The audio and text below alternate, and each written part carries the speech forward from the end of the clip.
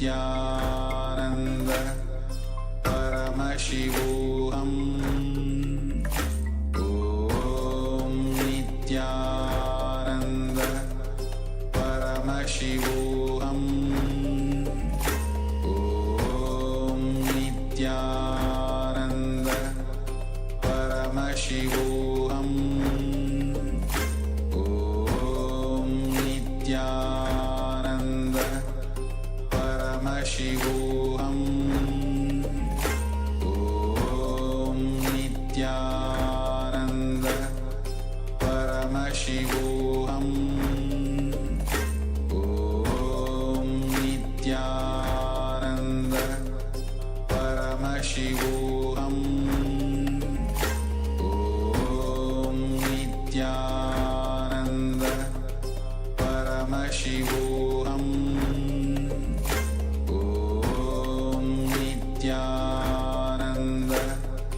Paramashivam. Om Nithyananda Paramashivam. Om Nithyananda Paramashivam. Om Nithyananda Paramashivam.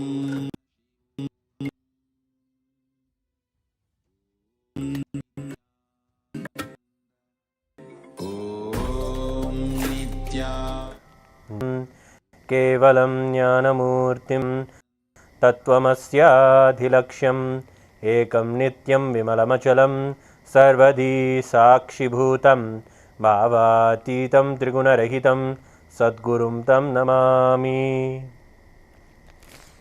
Nithyanandam, welcome to the Nithyananda Rudra show.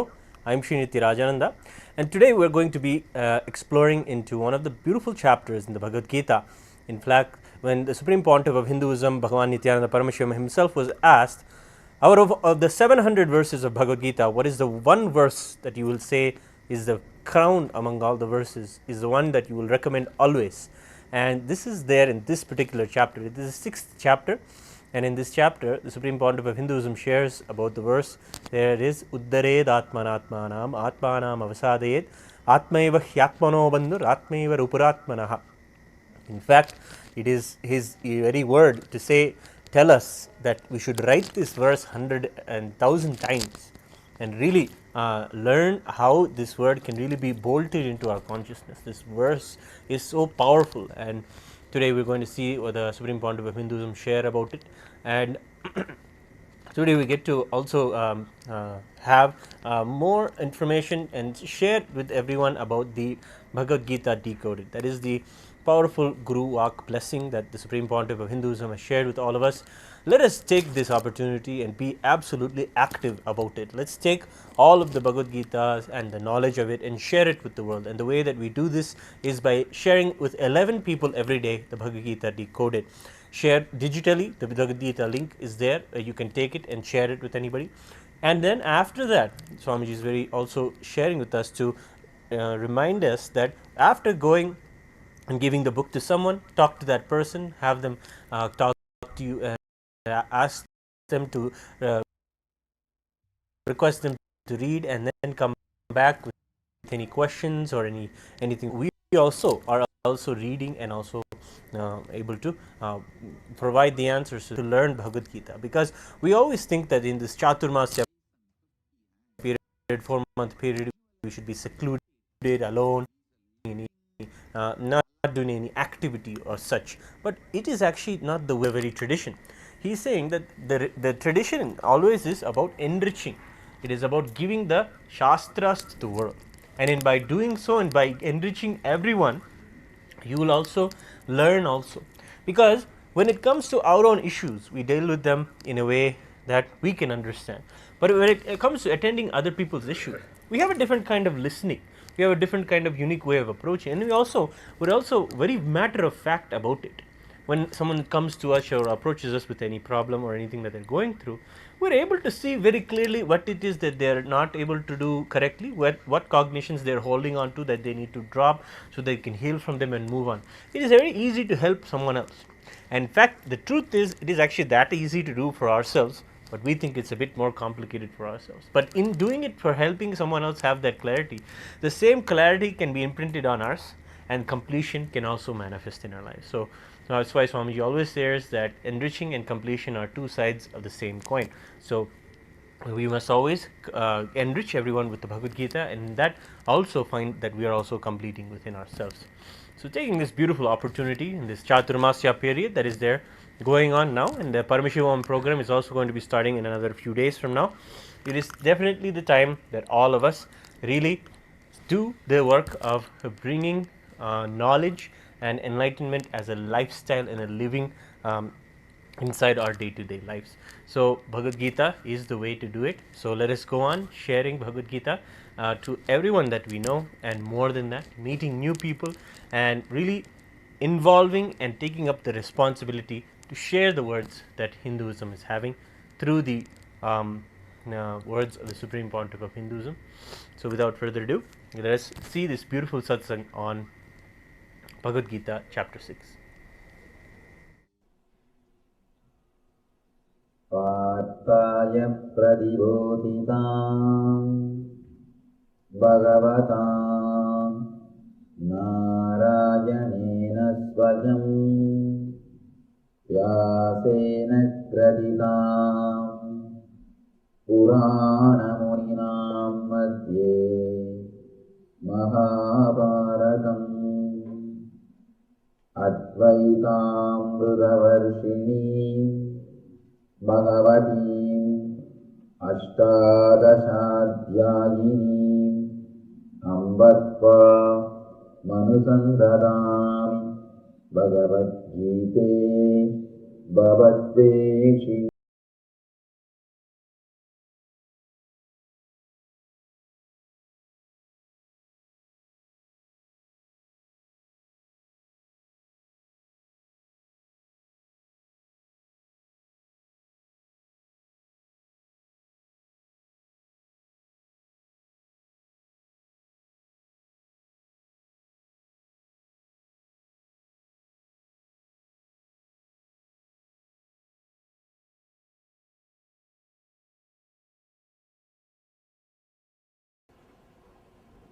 ब्रह्मानन्दं परमसुखदं केवलं ज्ञानमूर्तिं द्वन्द्वातीतं गगनसदृशं तत्त्वमस्यादिलक्ष्यम् एकं नित्यं विमलमचलं सर्वदी साक्षिभूतं भावातीतं त्रिगुणरहितं सद्गुरुं तं Namami.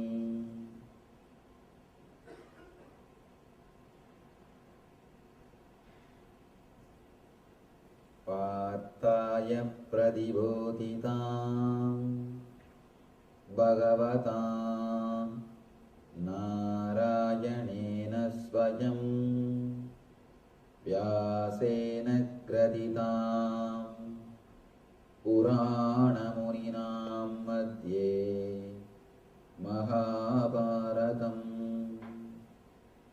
अद्वैतामृतवर्षिणीम् भगवतीम् अष्टादशाध्यायिनीम् अम्बत्वा मनुसन्ददामि भगवद्गीते भवद्वेषिणि।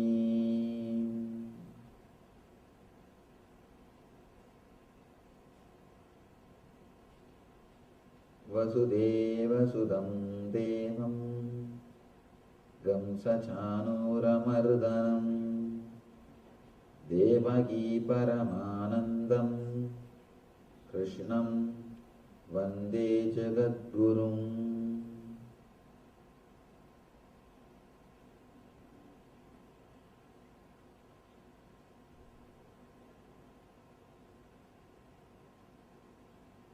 I welcome you all with my love and respects.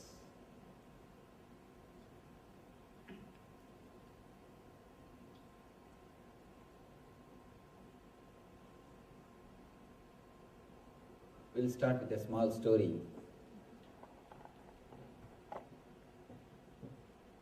An Hollywood director was shooting his big budget movie.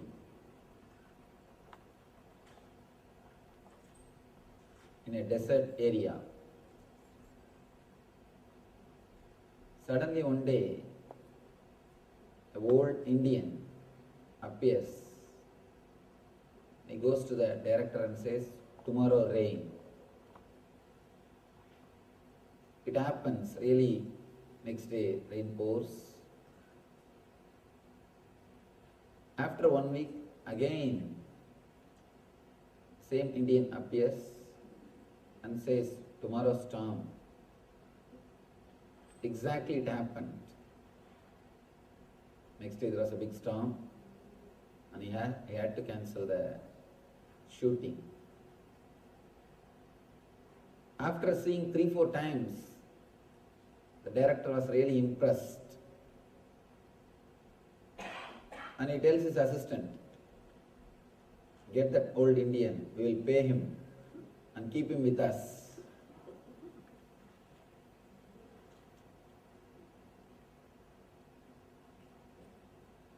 After 3 weeks, suddenly the Indian has disappeared. He has not come back for more than a month. Director somehow searches and gets him back and asks him, "Please tell me about tomorrow. Tomorrow I have an important scene. I have to shoot an important scene. Very costly set. I rely only on you. Tell me about tomorrow." Old man just shrugged his shoulder and said, "Don't know because radio is broken."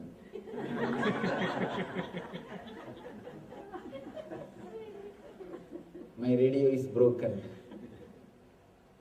Look in before coming to any conclusion. That is the message of today. Look in. Look in is the subject.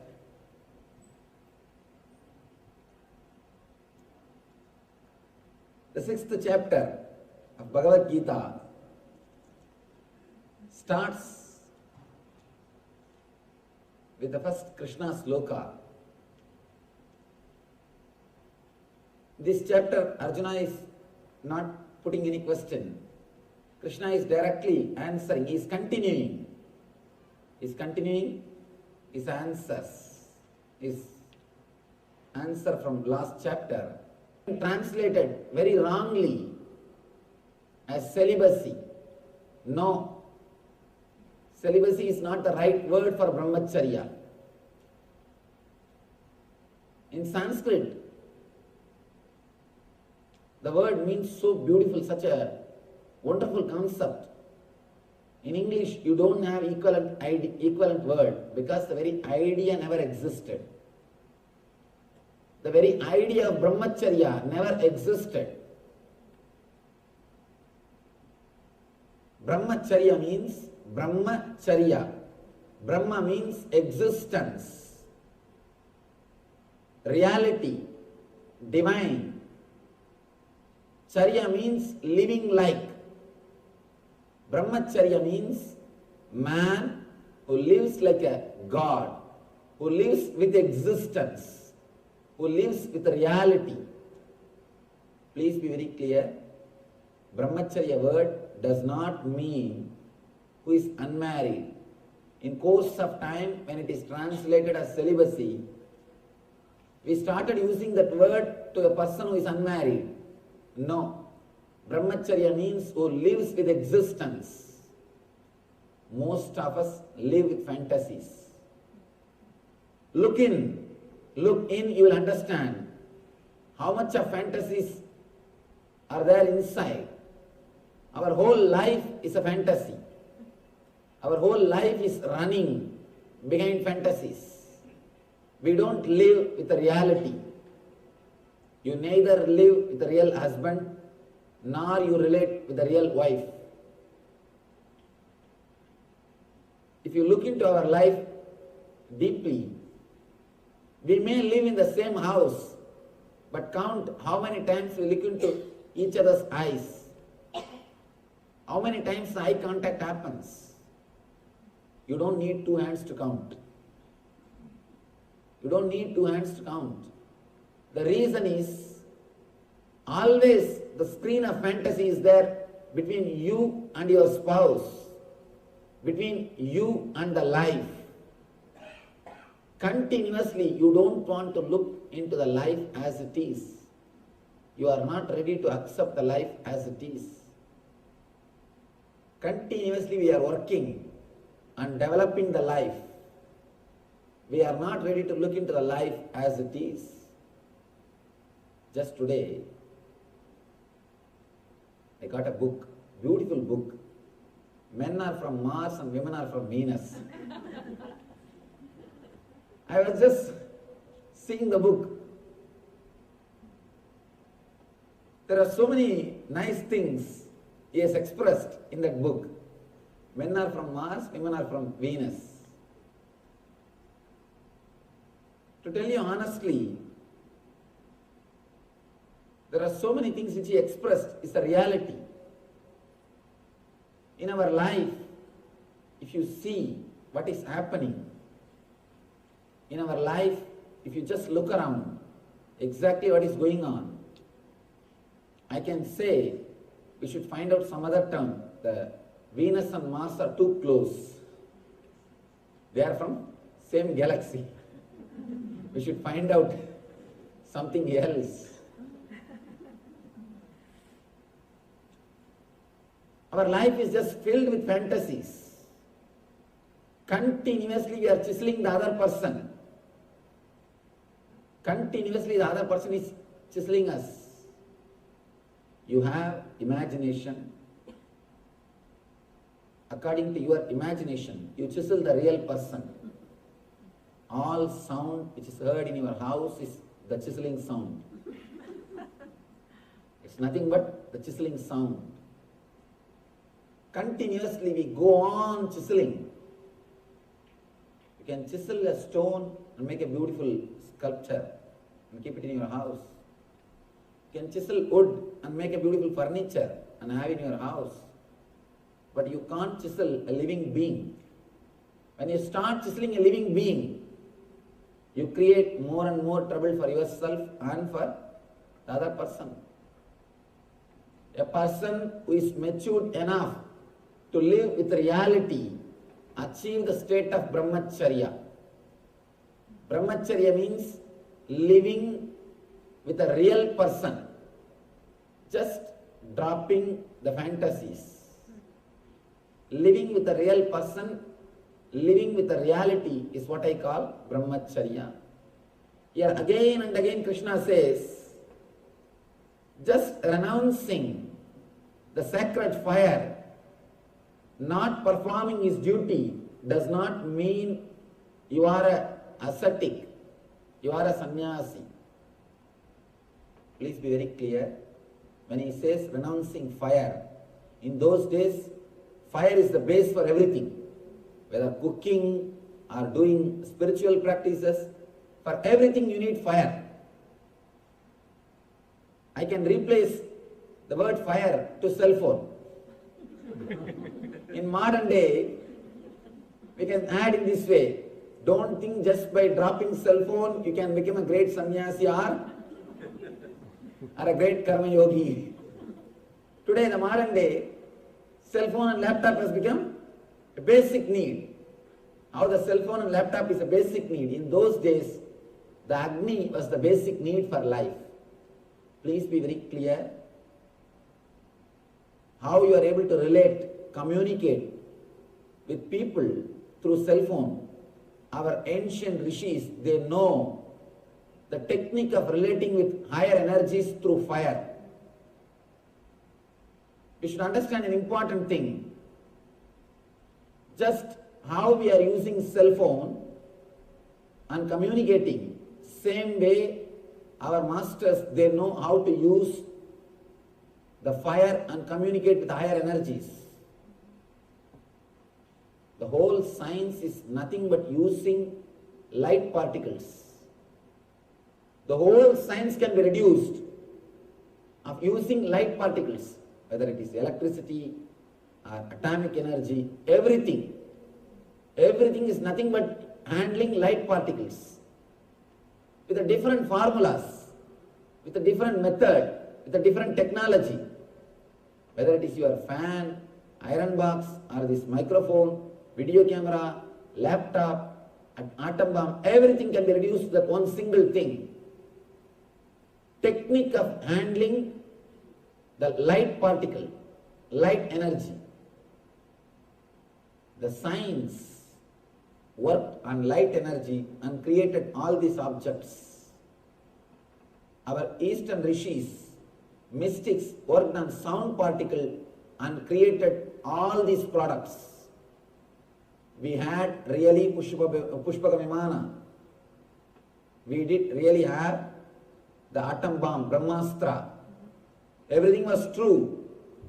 Only one thing, in course of time, we lost the technology, that's all. The technology of handling the sound waves, we lost it. Just because the technology is lost, the whole thing is questioned. People have started thinking, all these things are just mythology. All these things are just Puranas. No. We lost the key. Because of that, we are not able to open the lock. Just because you are not able to open the lock, don't think there is no treasure. The whole Vedas is nothing but learning the technique or tuning yourself to work with light, with the sound particles. Just like how scientists work with light particles, the rishis have worked with sound particles. They were able to relate with higher energies.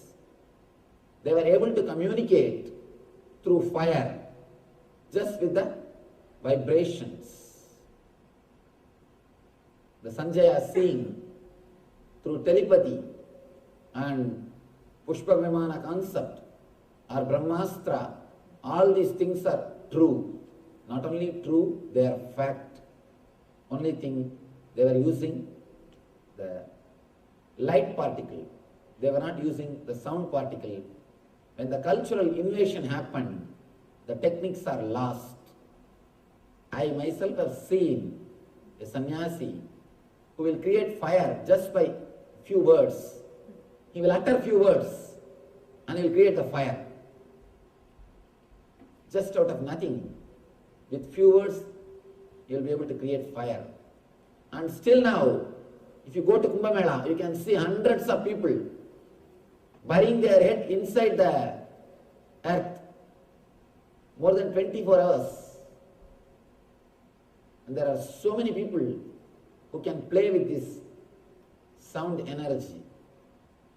I myself have seen in Kumbh Mela 10 years ago, in Haridwar Kumbh Mela, I myself saw a sannyasi floating.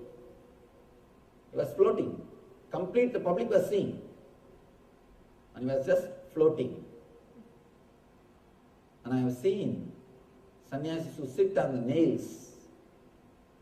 nail board, who sit on that nail board.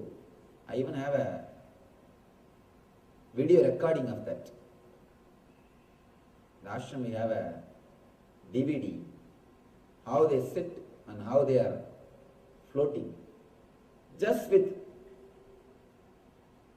sound energy, they are able to do whatever science is able to do with the light particle, light energy. So here, when Krishna says the person who renounced the fire is not just by renouncing a fire, he cannot become sannyasi. Same way, here I can say just by renouncing your cell phone and life, you cannot become sannyasi. The attitude needs to be changed. You need to change the attitude. Krishna now starts, he continues. In the first sloka, he gave the gist of the last chapter, like a follow-up. He gives the whole gist and then he starts.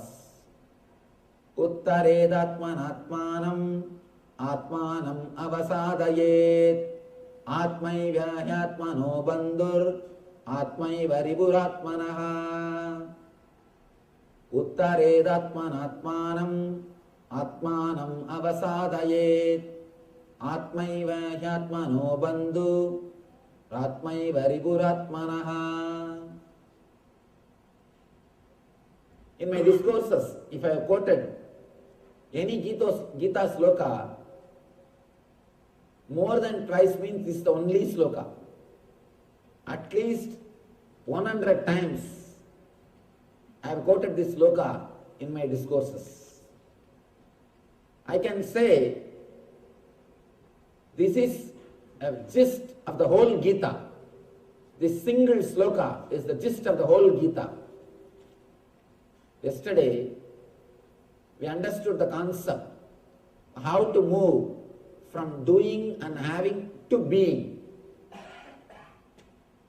We are all stuck in having, and then little intelligent man moves to doing. Then you are supposed to move to being. We learned the technique of how to move, how to liberate yourself from fear and greed, how to move into the divine consciousness, how to move into bliss. Here Krishna says, Uttared Atmanatmanam Atmanam Avasadayet.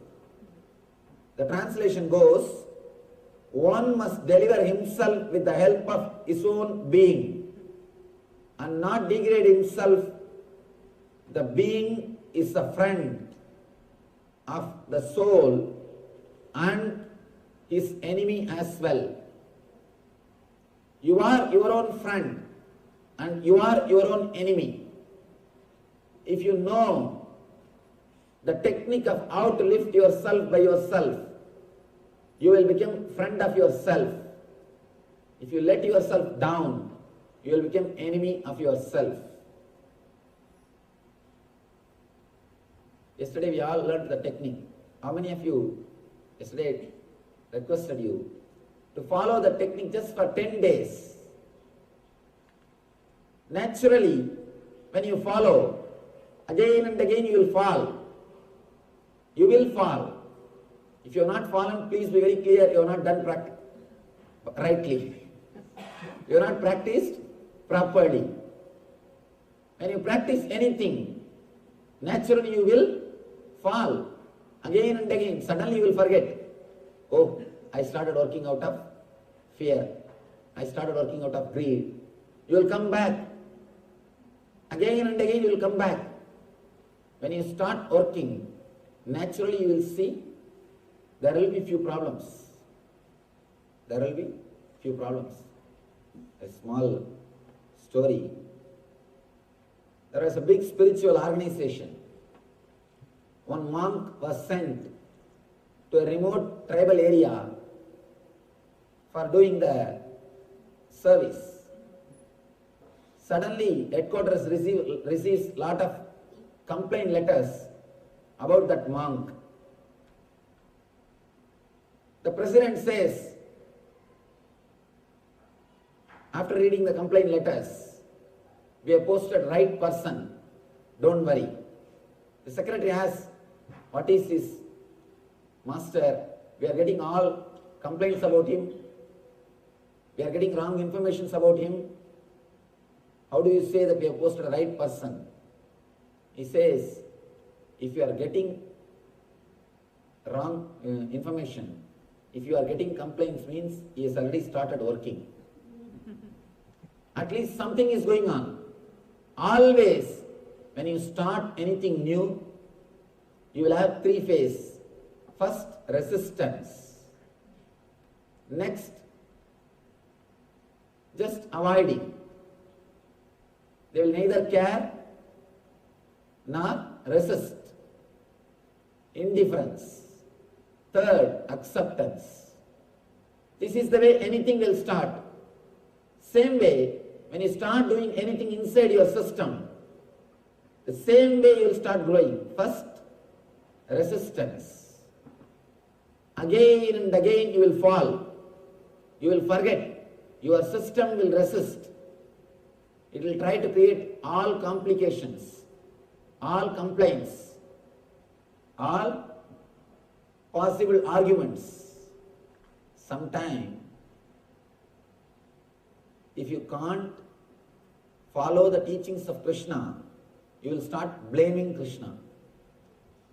I have seen many people, when they are not able to follow teachings of Krishna, straight away they will start criticizing Krishna. What Krishna?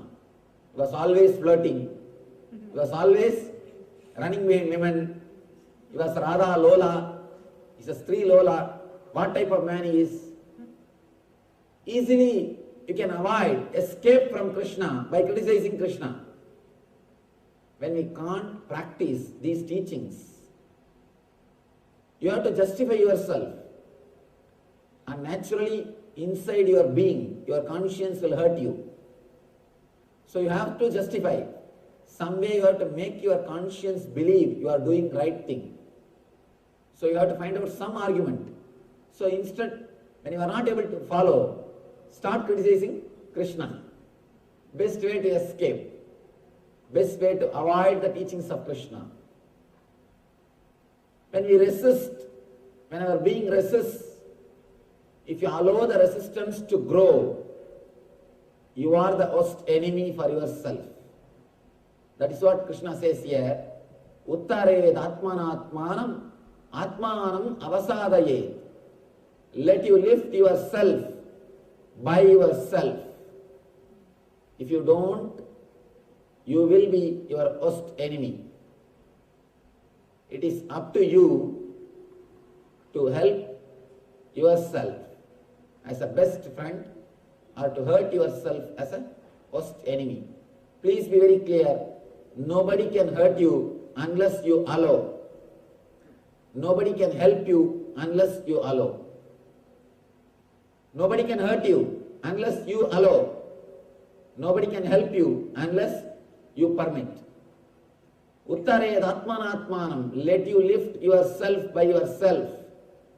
Again and again these masters, they come and stand in the same point. Krishna says, let you lift yourself. If you have fallen, if you have failed, practicing these words which you learned yesterday, the teachings or the meditation technique, if you have forgotten, don't worry. Again and again lift yourself. Don't feel depressed. Don't have guilt. Don't think you will not be able to do. Again and again lift yourself. Even Buddha, the last teaching of the Buddha is Atma Deepo Bhava. The moment he was about to die, Buddha is about to leave the body. All his disciples are asking, Master, give us your message in one word. What's your ultimate message? Buddha says, Atma Deepo Bhava. Let you be light, guide unto yourself. Let you be guided by yourself. Atma Deepo Bhava. Let your being guide you. The same thing, Krishna says, Uttared atmanatmanam. Let you lift yourself by yourself. Nobody can do anything unless you lift yourself. Just the other day, the internet I was reading, Super Deluxe Kundalini Yoga. There was an advertisement, $240 they charge, and you don't need to do anything. They themselves, they have a bypass circuit. Your Kundalini will be raised to Sahasrara automatically. All you need to do is allow them to do that bypass surgery, bypass connection. Then your Kundalini will stay in the Sahasrara forever. I was just shocked.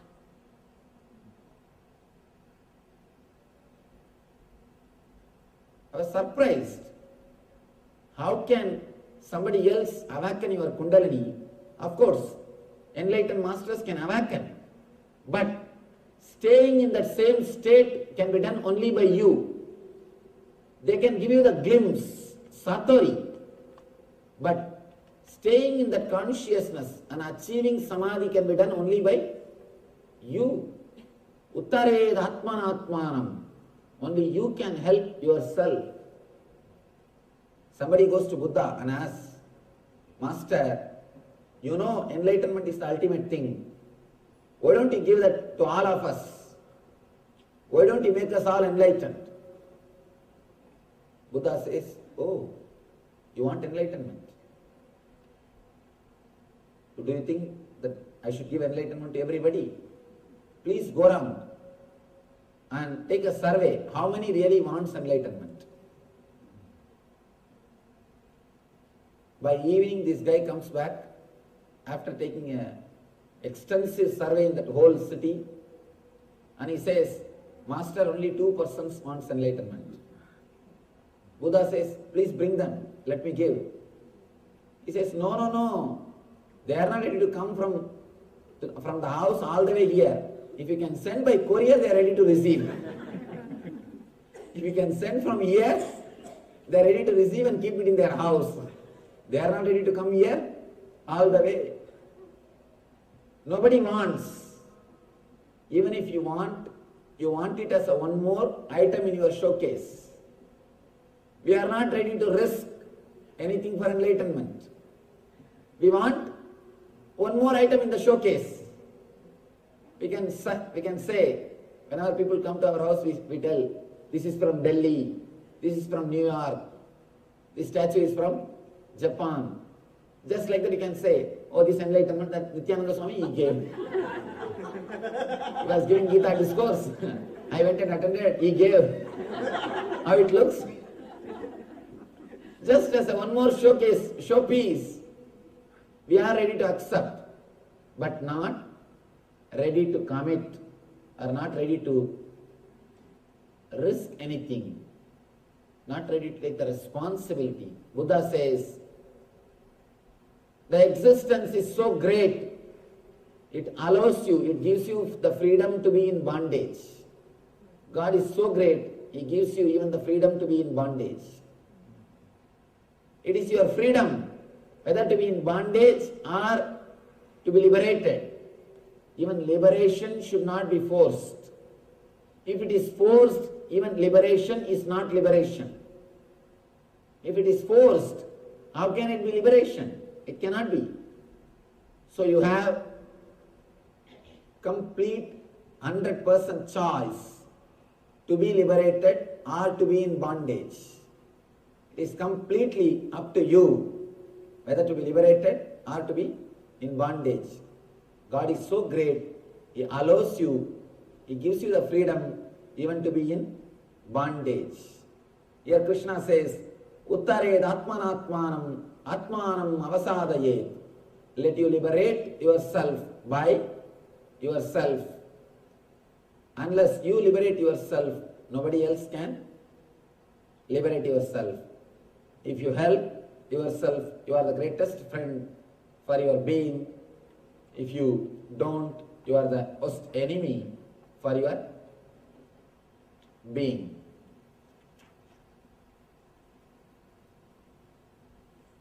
Next, Krishna explains the same concept. Bandhuratmatmanastasya enatmaivatmana jitaha anatmanastu satrutve vardedatmaiva satruvataha. For him who has conquered the mind is the best of friends. But for the one who has failed to do so, his mind will remain the greatest enemy. This is an important sloka. This has to be understood with the next 2 slokas. Let us enter into the next two and then we will understand.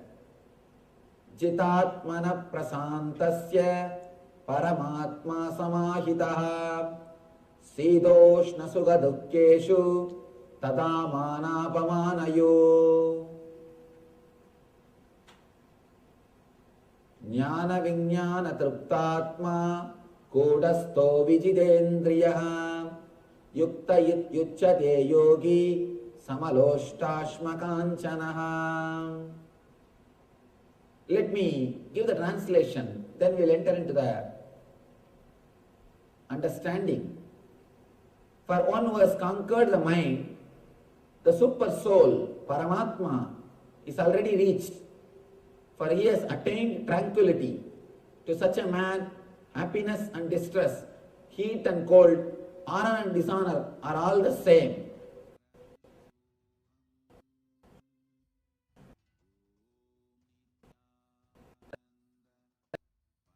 Next slide.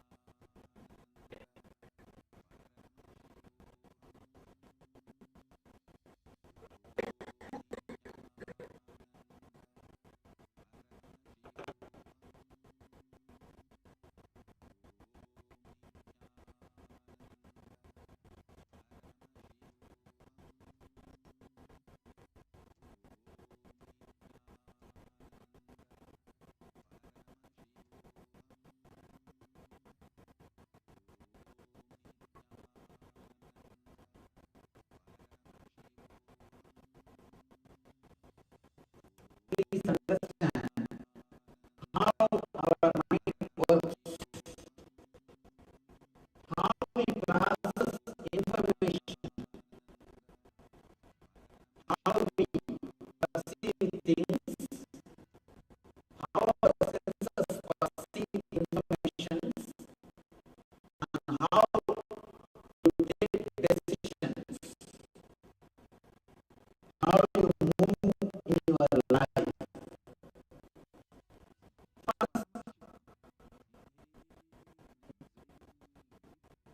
For example, you are seeing something through the eyes. Let us take this scene. Now you are seeing something. Here I am explaining only based on eye. You can replace it with ears. You can replace it with taste. You can replace it with smell. You can replace it with touch. With any pleasure, you can replace it.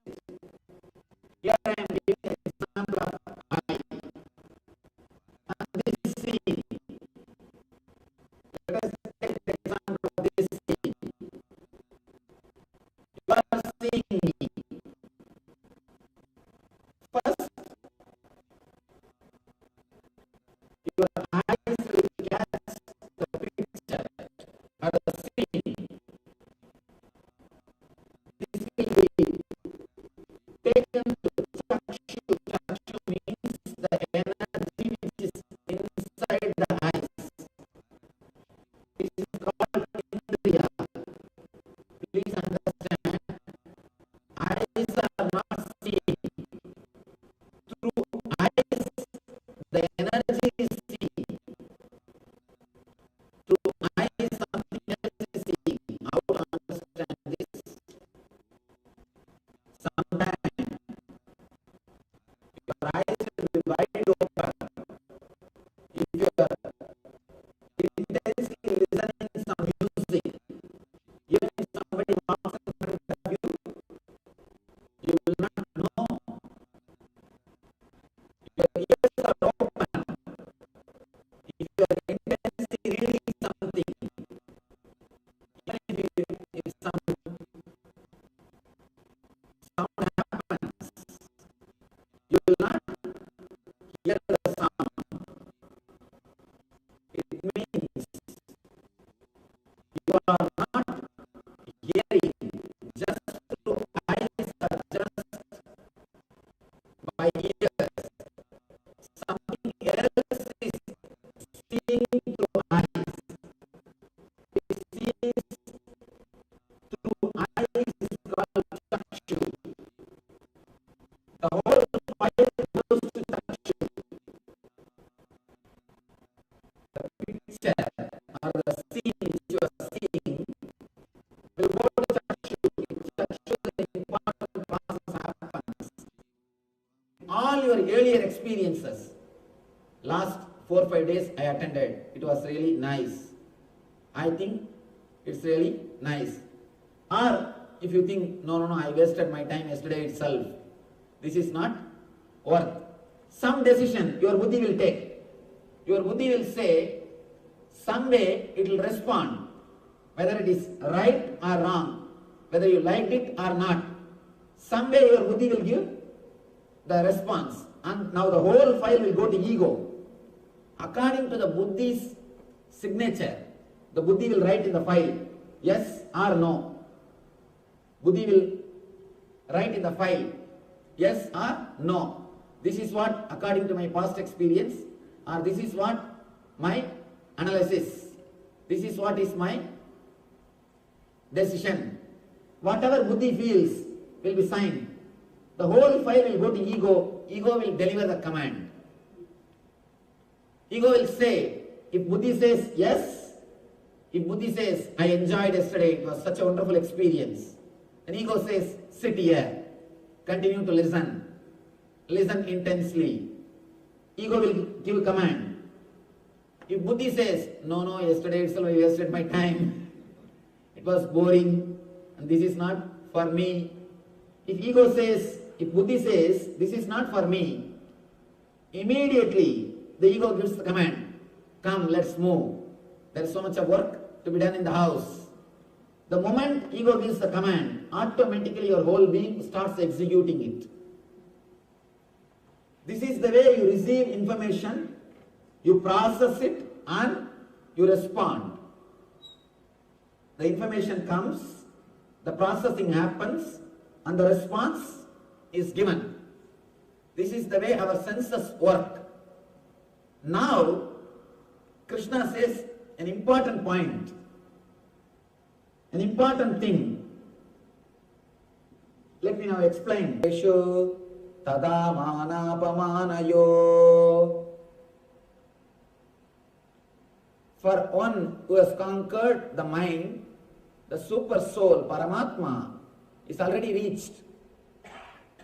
The eternal bliss is already achieved. For he has attained tranquility. To such a man, happiness is distress. Happiness and distress, heat and cold, honor and dishonor, all are same. Throughout this chapter, Krishna emphasizes on this one idea, senses. How can happiness and unhappiness, how can honor and dishonor, how can heat and cold be same for us, same for a man? How is it possible? First thing, when these senses do this process, you decide yes or no only based on your past experience. Only based on your past experience. The experiences with which you have grown are the words with which you have conditioned your chitta and manas. How your mind and memory has been conditioned. Only based on that your buddhi decides. Please be very clear. Something is so tasty for you, for your neighbor, that will be poison. Why to go for neighbor? Your wife. You may like something, but the other person may not like that. A small story. There are 3 ways to do anything. First, hire somebody, you can do it. Or do it by yourself. If you can't, just tell your wife not to do that. There are 3 ways you can do. Don't want something to be done, just tell her to do. When you want something not to be done, you know the technique. Whenever your mind is caught in dualities, the dvandva, again and again and again, you fall back to your dilemma, to your suffering, to your nature, to your instinct level. Here, Krishna says the person who has achieved the bliss is not affected by heat or cold. How to reach that state? Throughout this chapter, he is speaking only about senses. How to conquer the senses, how to go beyond the senses. First thing we need to understand, when I say the word conquering the senses, I don't mean controlling the senses or destroying the senses. If you try controlling the senses or destroying the senses, you will only struggle more and more and suffer more and more. Ramana Maharshi says beautifully, instead of killing the person, if you try to destroy the chair, destroying the chair will not work.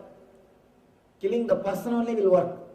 Here, your senses are just chair.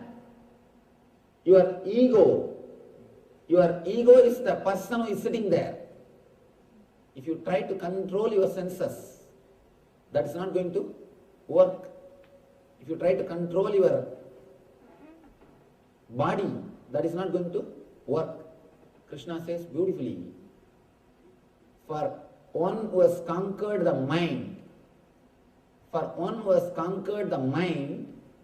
for him, when he says the word mind, he means the whole ego, the whole setup, where the decision making is happening.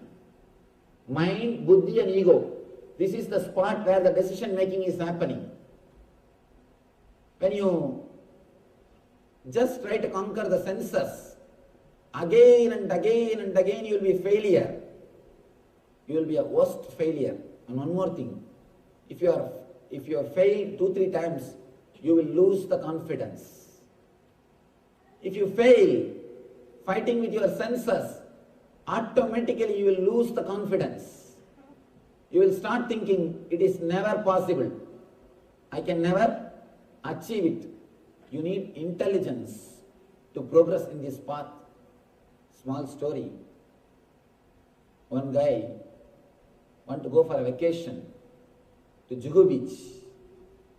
He went, he traveled. After 1 week he came back. The friend asked, did you go to Juhu Beach? He said, no, I was not able to find. Did you not see any board on the highway? No, there was a board which said Juhu Beach left. I thought the beach is left and I came back.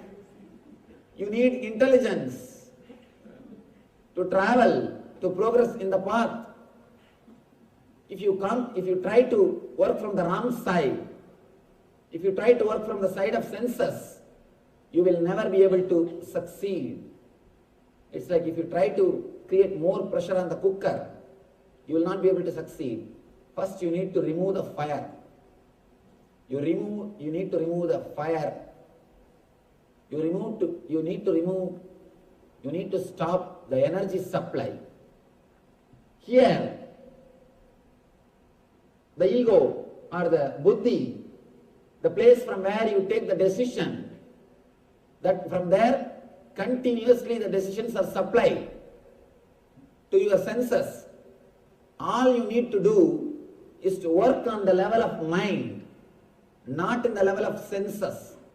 If you try to work in the level of senses, you will create only more and more perverted desires. For example, man who tries to control is eating. The man who tries to fast, you will see in the dream you will be feasting. If you just fast for 4 days, that's enough. The 5th day in the dream you will be feasting, because your body has got its own balance. Your body has its own intelligence. If you avoid something, it has to supply and it has to rejuvenate itself. If you are hungry, you can't sleep.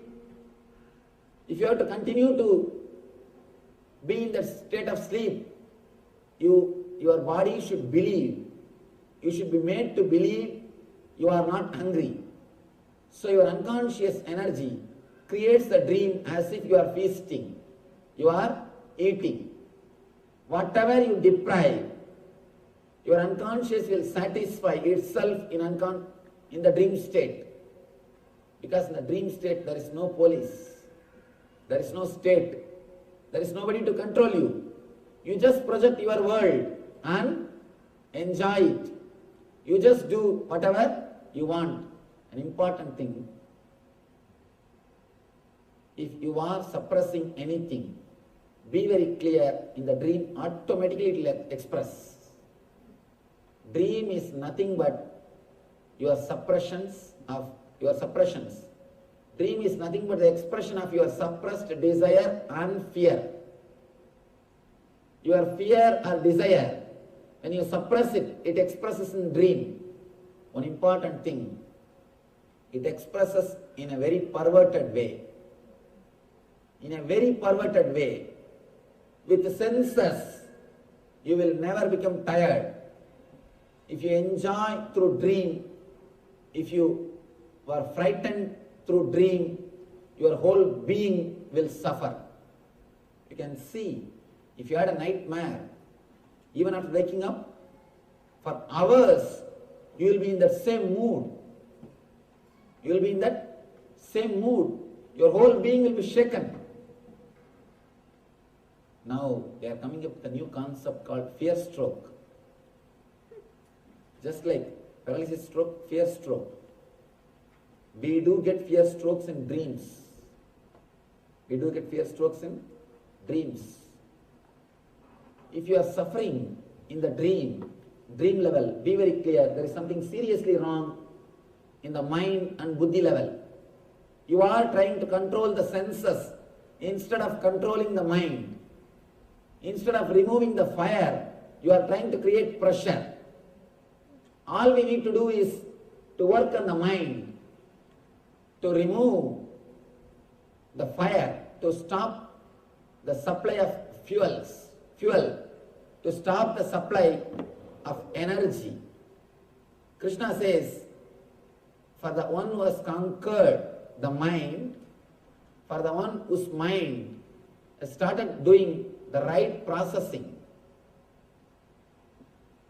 if your mind and chitta is filled with past memories, you cannot take right decision. Please be very clear. Don't think mind takes the decision only in a very logical way. Sometimes your buddhi takes decisions in a very funny way. For example, I was explaining how you take the decision whether to sit here or not. Sometimes your buddhi doesn't even think that much. If you had any problem with any other Swami or with any other person who was wearing this cloth, suddenly that memory will be awakened and your buddhi is not even ready to sit and listen. Your buddhi is not even ready to give a chance. Your buddhi is not even ready to think. Immediately it gives the order. Your ego gives the order. That's what I call prejudice. Changing the servants, you cannot change the leader. But by changing the leader, you can change servants. Mind is the leader who is leading. Mind is a master who is taking decisions. Here all you need to do is work on the mind, not on senses. Krishna says, for the one who has conquered the mind, the Paramatman is achieved. You don't need to achieve the bliss. It is there always with you. If it has to be achieved, there is every possibility it can be lost again. What is the guarantee? It will be there forever. Be very clear. Anything if you have to achieve, it is not worth achieving. Anything if it is your nature, then realize it. If it is to be achieved, there is every possibility. After 10 days it may be lost. Suddenly it may disappear. So here, Krishna says, all you need to do is conquer your mind. You don't need to achieve. I always tell people, Ananda Spurana is continuously happening. The bliss flowering is continuously happening. Spurana means life. The life energy. Your very life energy is bliss. Unless you have the bliss energy in you, you cannot inhale or exhale. The inhaling and exhaling itself happens because of bliss energy in you. The eternal consciousness in you. All you need to do is, you are stopping that bliss fountain again and again. All you need to do is just stop the stopping process, that's all. You don't need to create. Stop the stopping process. Here Krishna says, if you just conquer the mind, that is enough. The Paramatman is already achieved. Jitatmana prasantasya paramatma samahitaha. It is already achieved. And you are with it. There is nothing to be achieved. when you conquer the mind, the happiness and distress, both are one and the same. You are not touched by it. A small story. How the happiness and sorrow is nowhere related to outer world. It's related to our inner world. Very beautiful story. One old man went to nearby city for some work. When he came back to his village, from distance, suddenly he saw his house is on fire. And he started shouting, screaming, he started rolling on the ground and started weeping. His son came to him and said, "Father, don't worry. Don't you remember just yesterday we sold that house? Just yesterday we sold that house." Immediately he sat up, wiped the tears, and in a single moment the suffering has disappeared. No misery, no sorrow. He says, "Oh, now I understand. Remember, yes, don't. Yes, I am relaxed." In 10 minutes, the next son comes and he says, "Father, yes, we sold, but we have not yet got the money." We have not yet got the money. Again this fellow started rolling on the ground, started weeping. "Oh, what happened to my house? I don't know what will happen. I don't know who will care for me. I don't know how to save myself." He started weeping. In next 10 minutes, wife came and she said, "Don't worry, just today morning I got the money and deposited in the bank. We are safe." Again he got up and wiped his tears. He's all right. See the story, same situation, same person. When he thinks it is his, he is suffering. When he thinks it is not his, he is liberated. Same situation, same person. What gives you suffering? Just one single thing, thinking that it is yours. Thinking that it is yours. Same way, there are people who can't enjoy unless it is theirs. One day I was going for a walk in the beach road. I was going for a walk. One person was walking with me. He's known to us. Suddenly he started telling, "Swamiji, I think we should have a cottage here. And it will be really nice. We can come out and sit in the evening and enjoy the breeze." I told, "Are we not enjoying now? Why do you need cottage here? Just look. Just see this whole thing. Enjoy." But the mind never enjoys unless you are sure that it is yours. Unless you possess that, you don't enjoy. Be very clear, the man who possesses and enjoys will never enjoy. By the time you possess the cottage, by the time you own the cottage, you will start worrying. "I think I should have this furniture. I should have that type of arrangement. I should do this. I should do that." Or already you have started thinking about the other cottage in some other place. Somebody goes to Ramana Maharshi and says, "Master, what a beautiful place it is about Arunachala." Ramana Maharshi is a great devotee of Arunachala. To him he says, "Master, such a beautiful hill, such a beautiful place. How nice to be here." Ramana Maharshi says, "Just be here for 3 days, everything will become all right." In 3 days you will take the things for granted. It will be beautiful only for 3 days, not more than that. The person who enjoys only by possessing will never enjoy. The person who enjoys will never bother about possessing. You are there always. Things are there always. It is just your mind. The mind, sometimes, unless you are sure it is yours, it will not allow you to enjoy.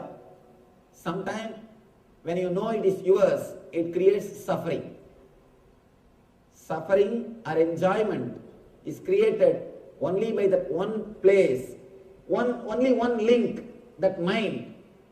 If that link is disconnected, the whole process will happen beautifully.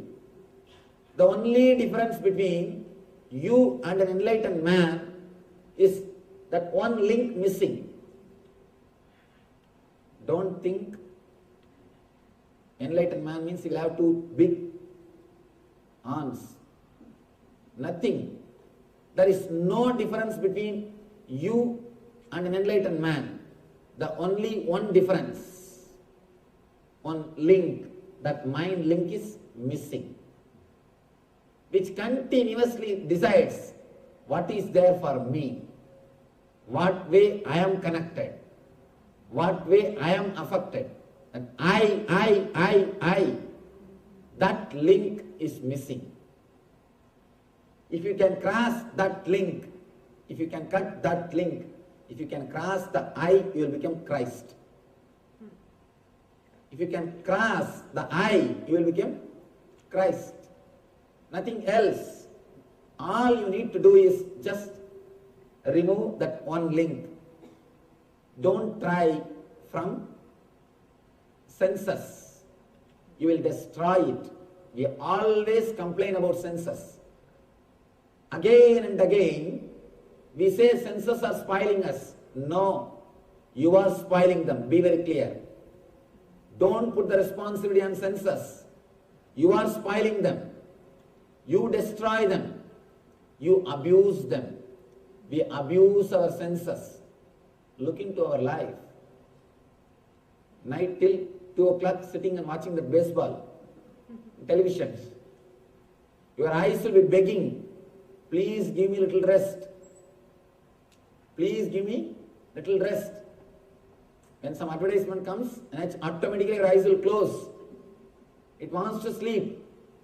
But because you want to enjoy, you abuse your eyes.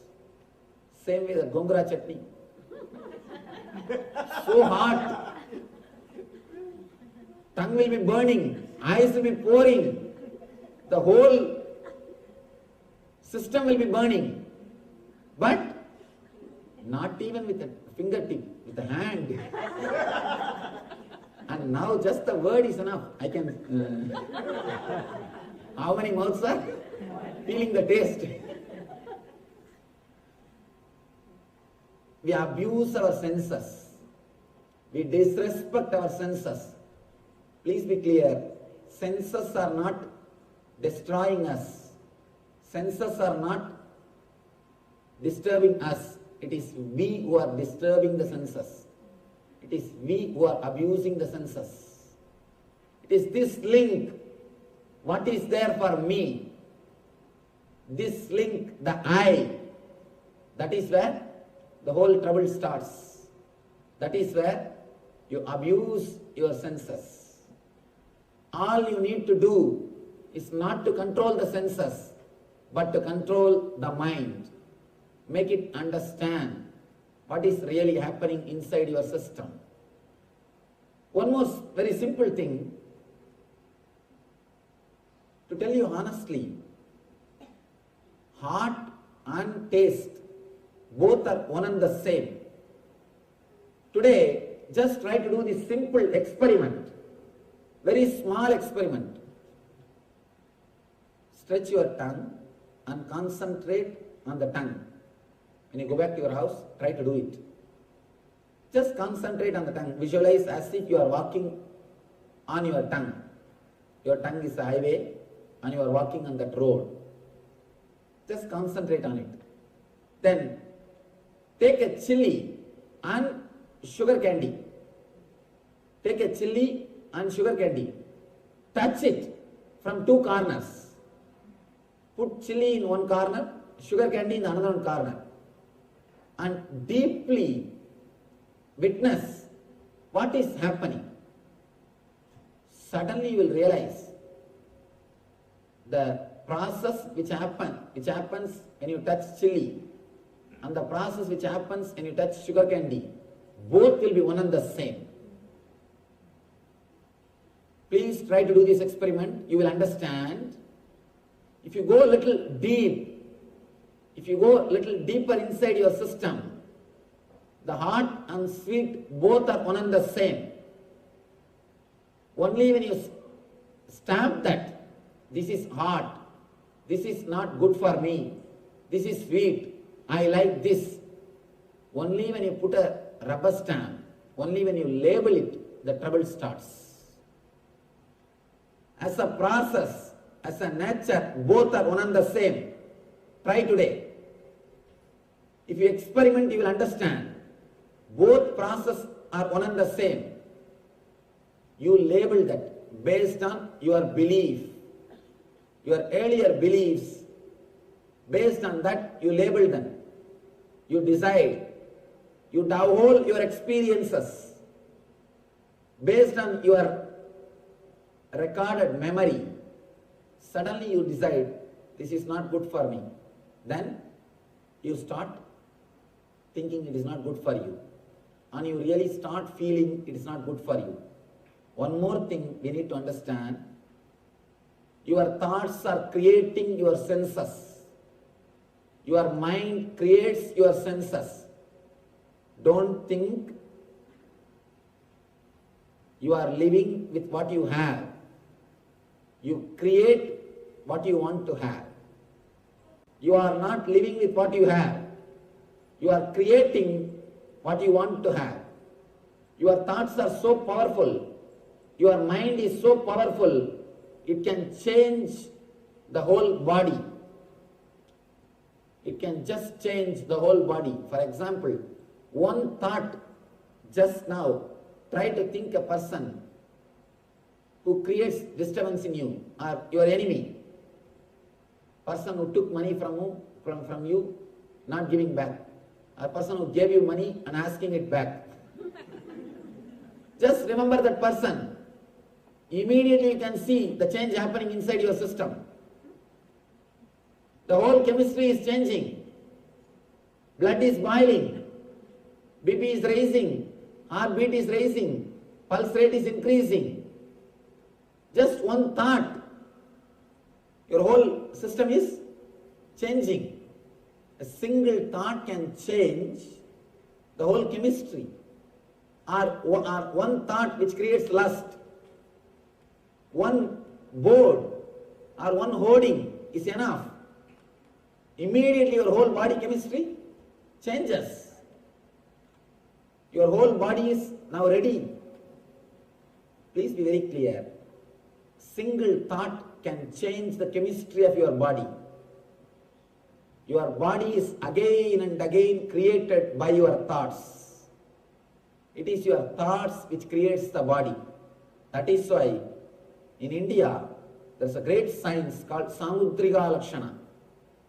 Seeing the body, seeing your face, seeing your way of standing, sitting and walking, they will tell the quality of you. They will tell everything about your mind. Because the rishis know the secret. The mind creates the body. It is your mind which creates the body. Body is the outer expression of mind. Body is nothing but outer expression of mind. Mind is nothing but inner experience of body. So if your mind changes, your whole body can be changed. Your whole system can be changed. Your whole senses will be changed. A man whose mind is controlled, whose mind is clearly reprogrammed according to the spiritual ideas. If you reprogram your mind, as on now it is programmed for misery, towards dukkha, it is looking outward. If you can reprogram them to look in towards bliss, your whole senses can be changed. Your whole senses can be changed. Please be very clear. All we need to do is just reprogram your mind to look in. That is the gist of the whole thing. And he says one more important thing, heat and cold. Heat and cold. Try this also. Beautiful experiment. I don't know whether you'll be able to believe or not. I have seen people living in Himalayas in snow with just 2 pieces of dress. Let me tell very clearly. I lived in Himalayas. I used to sleep on the snow with the same dress. I have lived. Very difficult to believe. But all you need to do is stop resisting, that's all. It is very difficult to believe, but you can do. Just don't create idea. The moment you feel the cool breeze, don't create an idea, cold, I may catch cold, I may have wheezing, I may have sinus, I may have asthma. Don't create big terms. And the West, the big problem is you learnt all nonsensical words. We know all the words, all negative words. More words you know about diseases, more the possibility of creating the disease in you. Because whenever you repeat something, you create that quality in you. Please be very clear. A simple experiment now you can do. You just sit with closed eyes and repeat 10 times. Shanti, Shanti, Shanti. You will have peace inside you. Only thing, your wife's name should not be Santi. If you just repeat that word, Shanti, for 10 minutes and 10 times, you will start experiencing that quality in you. That quality will start happening in you.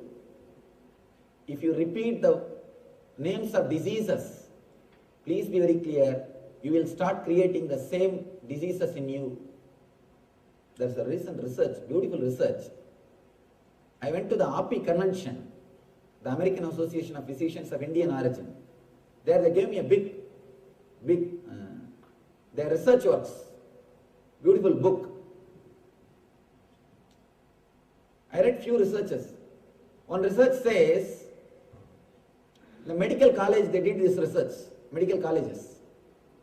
If a particular disease, if the lessons are going on about the particular disease, for example, knee pain, more than 40% of the students get that pain. I don't know how you will understand this. More than 40%. Because continuously you are thinking about that symptom. And one more big problem. Whenever you hear any disease, any symptom, first thing you will do is you will compare with yourself. Do I have that? You will compare with yourself. You will see, do you have that symptom? Continuously, because they are meditating on that symptoms, 40% of the students express the same symptoms in their life. If the lesson goes to the next disease, they express that symptoms. Whatever you think, you express. If you are continuously thinking the wrong things, your senses will be created in the same way. Only one thing you need to do, just work on the mind. Just liberate the mind. Just purify the mind. Your whole system will be purified. Your whole senses will be reconstructed. Krishna gives a beautiful technique also to work on the mind. To work on the mind. Krishna says one more thing. Honor and dishonor will also be the same. This is very difficult. Cold and heat can be the same. You can even accept that. But honor and dishonor, very difficult. And it is simply impossible. One word is enough to make us mad. One word, single word thrown on us is enough to make us mad. Because somebody asked me actually, Swamiji, why do we bother so much about others' opinion? You bother about others' opinion so much because you don't know about yourself.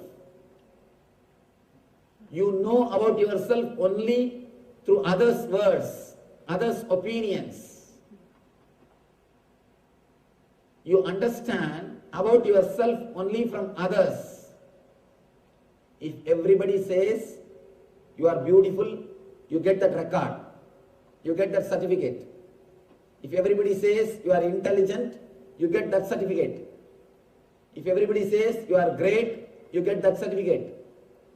If everybody says you are very smart, you get that certificate.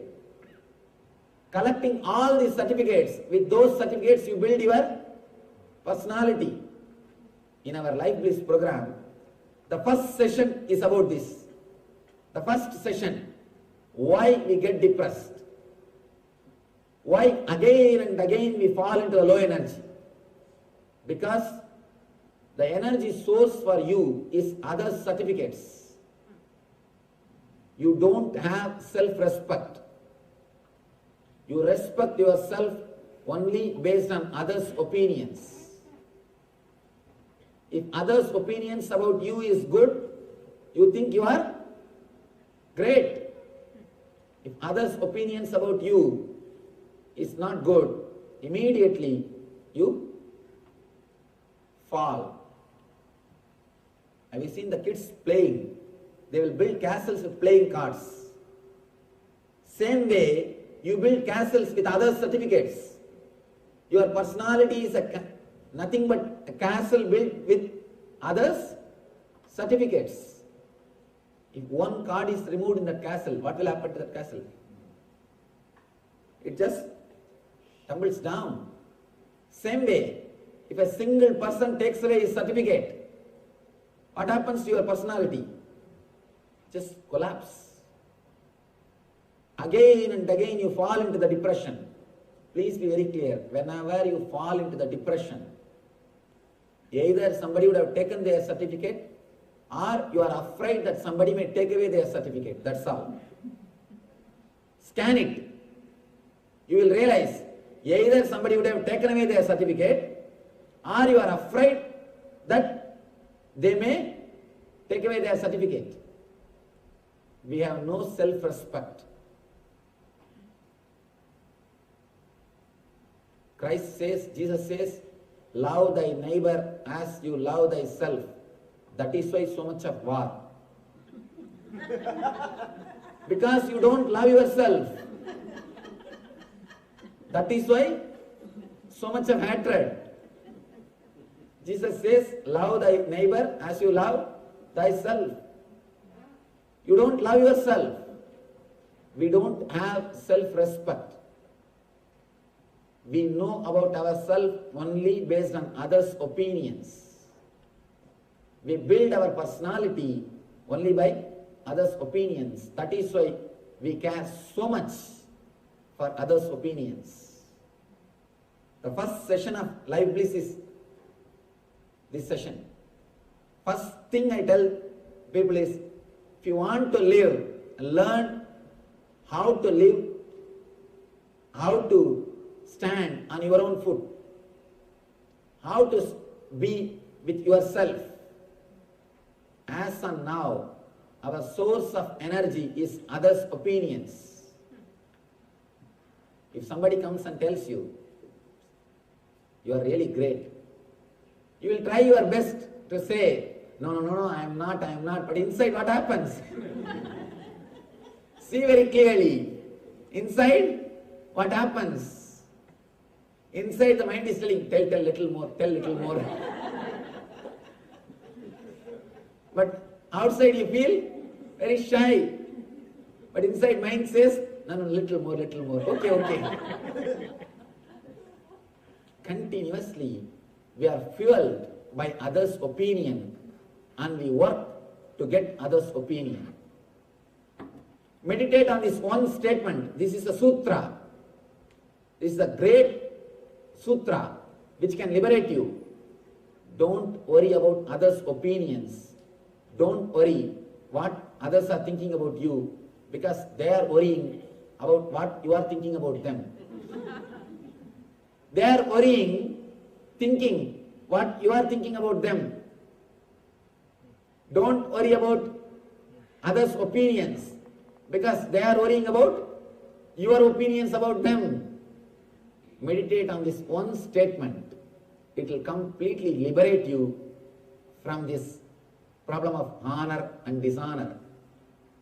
You will be liberated from the honor and dishonor. Look into your life. Whomsoever is standing in your consciousness, about whoever's opinion you are worrying, all of them are bothered about your opinions. Be very clear. If you are bothered about somebody's opinion, directly or indirectly, he is also bothered about your opinion. It is just give and take game. It is just give and take game. Don't bother about anybody's opinion, because they are bothering about your opinions.